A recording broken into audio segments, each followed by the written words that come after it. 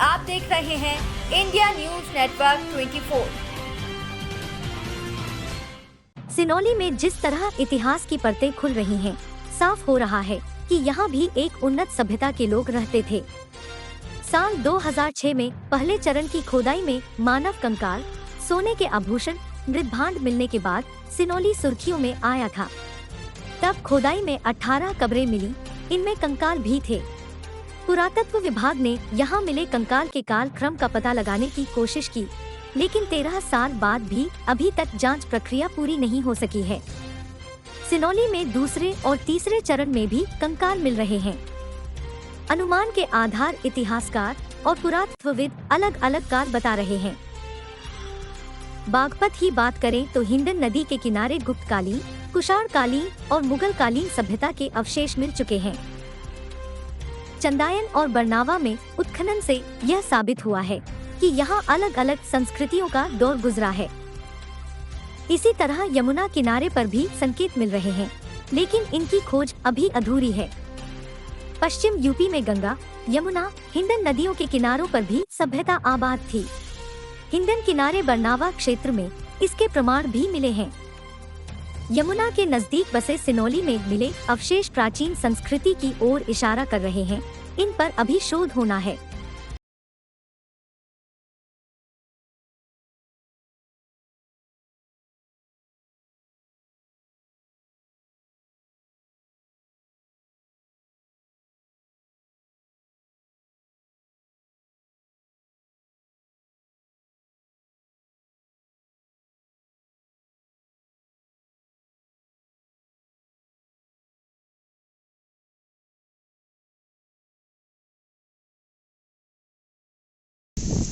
आज हम पहुंचे हैं बागपत के सिनौली गांव में। 17 साल पहले यहां पर जो ऐतिहासिक चीजें खुदाई के दौरान निकली थी, उन सब पे बात करने के लिए हमारे साथ यहां के किसान मौजूद हैं, जिनके खेत में ये सारी चीजें निकली थी। पुराने मिट्टी के बर्तन, हड्डियां, कंकाल जैसी चीजें। उसके बाद लगातार यहाँ पर खनन होता रहा है। पुरातत्व विभाग ने अपनी पूरी कोशिशें की, लेकिन ये आखिर कैसे हुआ था, कैसे पता चला कि खेतों में कुछ पुरानी चीजें हैं, कैसे निकला और किसने इसकी सूचना पुरातत्व विभाग को दी। हमारे साथ इस वक्त खेत के मालिक किसान मौजूद हैं। हम उन्हीं से मिलेंगे और जानेंगे कि क्या था पूरा मामला। क्या नाम है आपका? धर्मपाल शर्मा। अच्छा धर्मपाल जी, ये जो खुदाई हुई है कब से हुई है और कैसे पता चला कि खेतों में ऐसी चीजें निकल रही हैं? ये खुदाई 2004 में जी। हम इसकी मिट्टी उठवा रहे थे, जमीन एकसार कर रहे थे, तो इसमें कंकाल और मिट्टी के बर्तन निकलने शुरू हो गए। तो यहाँ के आसपास के गांव में चर्चा होगी कि भाई मिट्टी के बर्तन निकल रहे। तो उसके बाद यहाँ पत्रकार आए, उन्होंने जांच करी कि भाई तो बहुत अच्छे सुंदर बर्तन है। किस चीज के बर्तन थे? कोई मिट्टी के बर्तन। मिट्टी के बर्तन थे और सभी आकार के थे, छोटे से बड़े तक।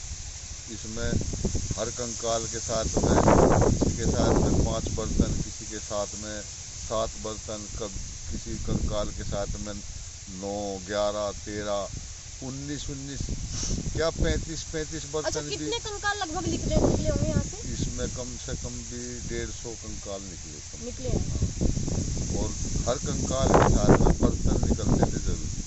अच्छा, उसके बाद एक ताबूत भी निकला है यहाँ पर। ताबूत भी निकला यहाँ, तांबे की तलवार भी निकली और तांबे के कड़े भी निकले।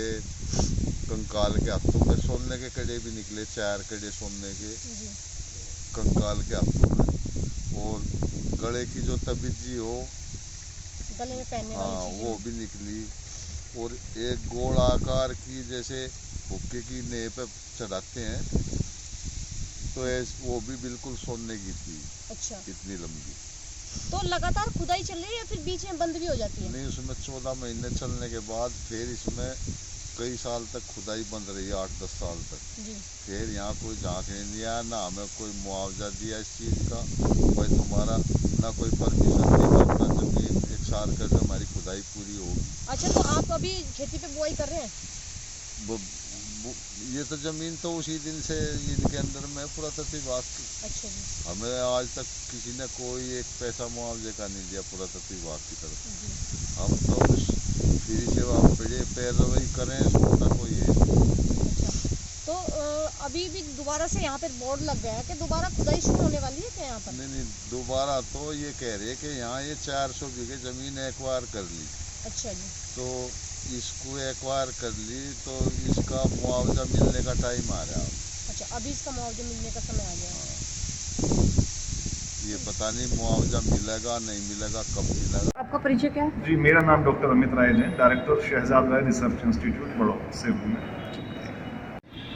सर, बागपत में सिनोली का खनन चला है और इस बार एक बार फिर से वहाँ पर बोर्ड लगा दिया, क्या किस लिए ये बोर्ड लगाया गया? देखिए, सन 2005 में सिनोली का उत्खनन हुआ था। उसके बाद वहाँ जो शवाधान केंद्र मिला वो बहुत इम्पोर्टेंट था। वहाँ से लगभग 150 शवाधान के नमूने प्राप्त हुए। वहाँ से ताम्रयुगीन सभ्यता के अवशेष प्राप्त हुए। बहुत बहुमूल्य, बहुत ऐसी चीज़ें कि जो भारत की संस्कृति इतिहास के लिए महत्वपूर्ण। उसके बाद 2007 में हम लोगों ने एक प्रस्ताव दिया था कि यहाँ पे एक बृहद स्तर का उत्खनन का कार्य हो, लेकिन वो बहुत लंबे समय की मांग के बाद 2018 में बरनावा का जो बजट हम लोगों को उत्खनन घोषित किया गया है, वहाँ पर वहाँ के निवासी खेती कर सकते हैं, लेकिन वहाँ कोई किसी तरह की खुदाई नहीं कर सकते, वहाँ कोई स्थायी निर्माण नहीं कर सकते, क्योंकि वो राष्ट्रीय धरोहर के रूप में विकसित होगी। ऐसा भी प्रस्ताव है कि वहाँ आने वाले टाइम में बहुत जल्द लंबे स्तर का, यानी कि 8 से 10 साल लंबा उत्खनन का कार्य होगा और उस उत्खनन के बाद भारत की संस्कृति, भारत की सभ्यता जो है वो पूरे विश्व के सामने लाई जाएगी। वहाँ कोई आइकन म्यूजियम भी बन सकता है, उसका भी साइड म्यूजियम की भी बात प्रस्तावित है और जल्दी ही हम लोगों को इसके बारे में भारतीय पुरातत्व सर्वेक्षण विभाग के जो अधिकारी हैं और मेरठ सर्किल के अधिकारी हैं वो इसकी जानकारी देंगे। के अंतर्गत आर्कियोलॉजिकल जो संस्थान है, पुरातत्व संस्थान, जो कि अब नोएडा में चला गया है, उसकी टीम और उसके जो वहाँ के डायरेक्टर थे उनके अंतर्गत ये एक्सकेवेशन बरनावा में हुआ।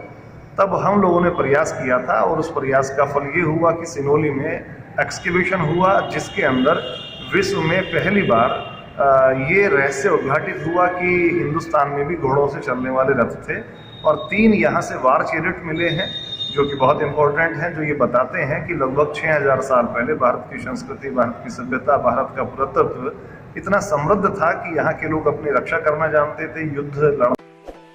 दिल्ली, उत्तर प्रदेश, उत्तराखंड, हरियाणा, राजस्थान के साथ अन्य राज्यों में खबरें देखने के लिए चैनल को सब्सक्राइब करें और बेल आइकन पर क्लिक करें ताकि हर खबर की अपडेट आप तक पहुंचे। यदि आपको हमारी वीडियो न्यूज़ पसंद आए तो वीडियो को लाइक और शेयर जरूर करें।